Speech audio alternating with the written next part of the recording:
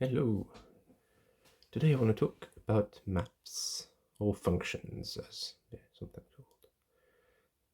So I'm assuming you know what maps and functions are. So here's an example of a function. That's a function f I define as the function that takes x and maps it to, I don't know, 3x plus 2. That's a function. And what makes it a function is that it's a actually, let's not go there first. That first, can we even write that? That sounds like something we can write in graphical algebra, graphical linear algebra even, right? So if x is on a wire, then I can multiply x by 3 and add a 2 to it. So here's how we make 2. And that's almost f of x. It's actually the equation y equals 3x plus 2. So it's like y equals f of x. So I can write something that is almost a map, like pretty similar to my map in graphical algebra. What makes it a map, what we call a map, is something that takes an input and gives an output.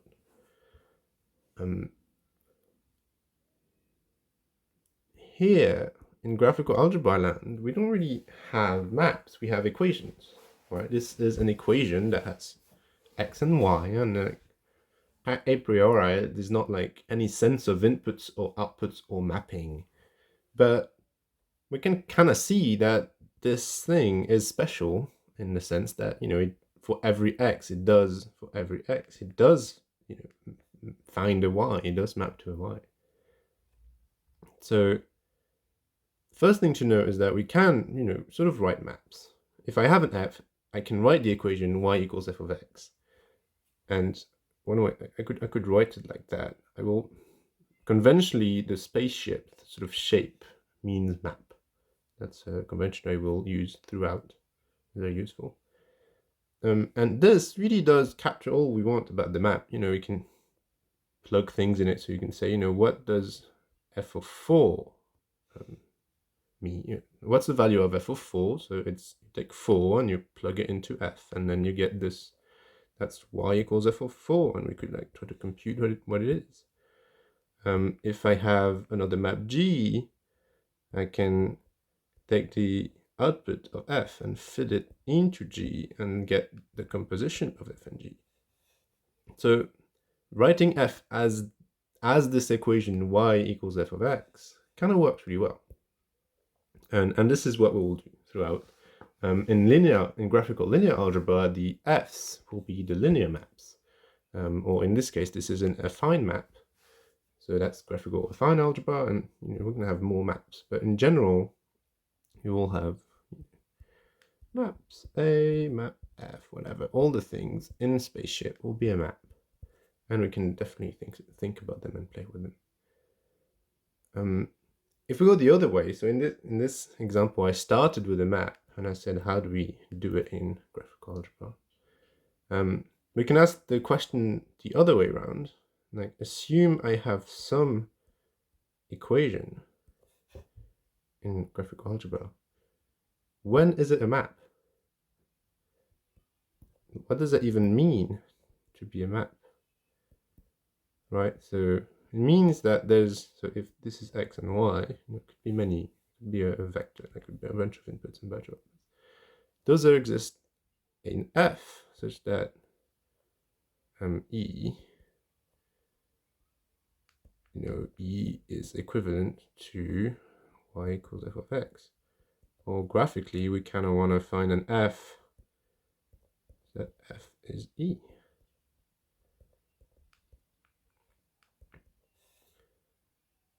And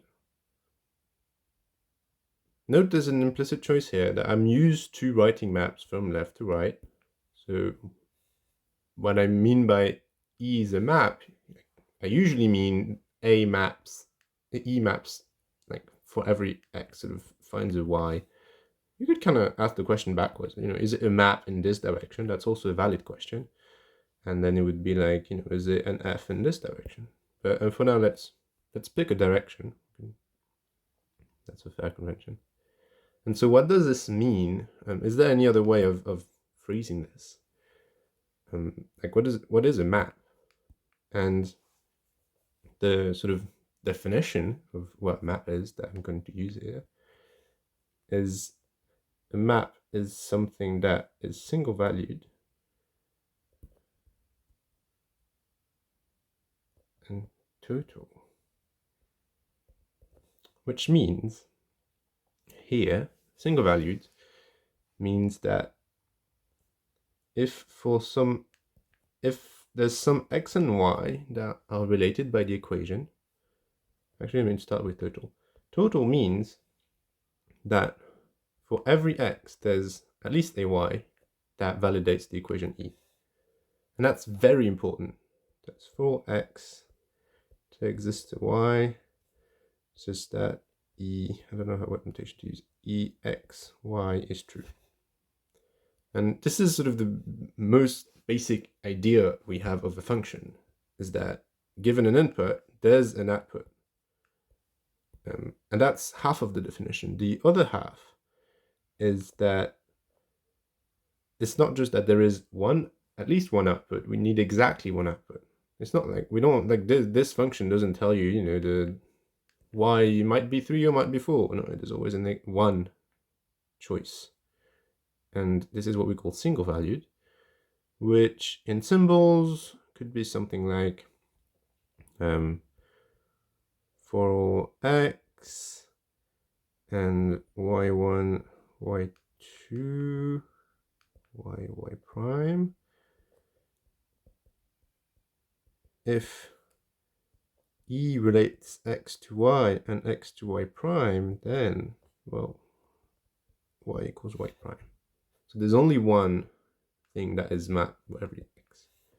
And obviously we don't like this symbol, so we're going to draw it in 2D.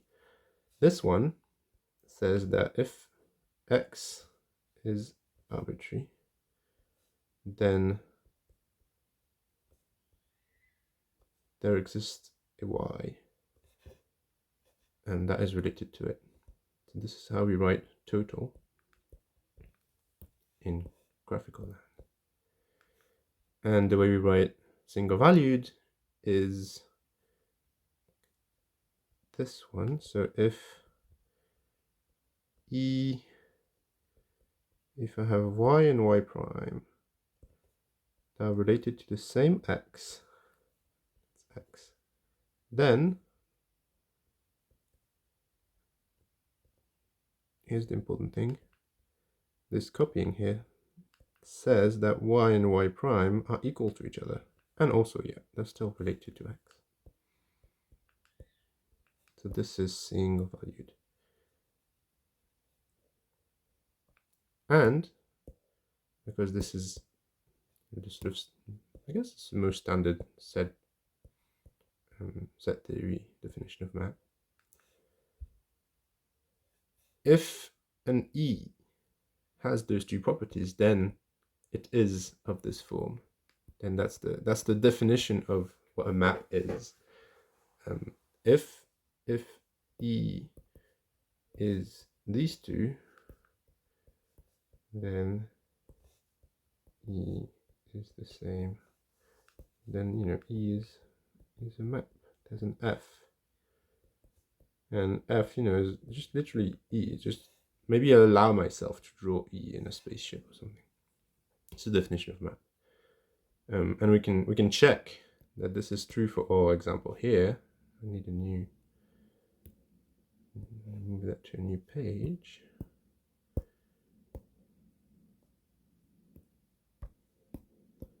So we said that our equation was y equals 3x plus 2. I think that's what we did. So that's our equation. And then the question is, are those two things true? And you can check the second one very easily. If I plug this here, then I know that this splits into this and this, and then this is a map, so it splits. This is also, I don't know if I'm cheating here. I guess I'm using things I don't exactly know what background I want to assume for this. I guess just trust me on it that it works for these two. I don't want to mix in graphical, like too many things in one video. So let me go back to the initial thing. I wanted to talk about maps, right? So this is what maps are. We can do them in 2D in graphical algebra. They work pretty neatly, right? We can compose them. We can give them inputs. We can think about them in general. And we can ask which equations are maps. This is going to come up a lot. Maps are pretty fundamental to a lot of things we do. Very often they're easier to reason about. Like a lot of normal linear algebra is mostly about matrices, which are the maps of graphical linear algebra. So yeah, pretty useful concept. I'll probably come back to it in some other time. Thank you.